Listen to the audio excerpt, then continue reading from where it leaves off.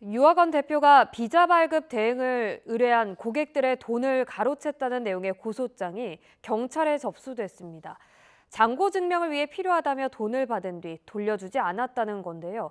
해당 대표는 이미 이 같은 혐의로 재판을 받고 있거나 1심에서 징역형을 선고받은 것으로 확인됐습니다. 배민혁 기자가 보도합니다. 다른 고객의 잔고 증명에 필요한 돈을 빌려주면 이자를 얹어 돌려주겠다. 지난 2023년 서울에 있는 유학원의 비자 발급을 의뢰한 A씨는 업체 대표로부터 이런 제안을 받았다고 말합니다.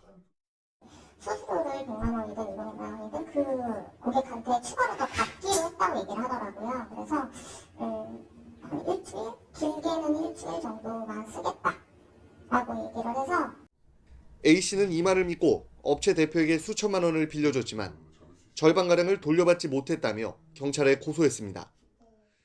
대표가 돈만 받고 비자 발급 업무를 해주지 않았다는 주장도 나왔습니다. 전혀 도와주지도 않았어요. 조지아주 한인 사태 때문에 지금 미국 비자 신청이 안 된다. 대사관에서 인터뷰 자체를 안 받는다. 이런 핑계를 대면서 계속 한 달 이상을 그냥 지연시키고 아무것도 해준 게 없습니다. 그런데 이 유학원 대표는 이미 지난해 또 다른 고객 4명으로부터 3억 3천여만 원을 가로챈 혐의로 기소돼 1심 재판이 진행 중인 것으로 파악됐습니다. 고객 본인의 잔고, 즉 재정증명을 위해서라거나 타인의 잔고 증명을 도와달라며 돈을 받은 뒤 돌려주지 않은 사기 혐의입니다. 그런데 이뿐 아니라 같은 혐의로 진행된 또 다른 2건의 재판에서는 이미 징역형을 선고받고 항소심이 진행 중인 것으로 확인됐습니다.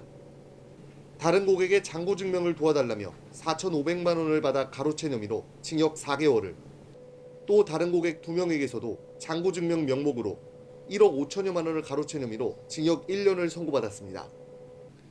당시 재판부는 대표가 돈을 돌려줄 생각이나 능력 없이 개인적 채무 변제를 위해 돈을 가로챘다고 판단했습니다.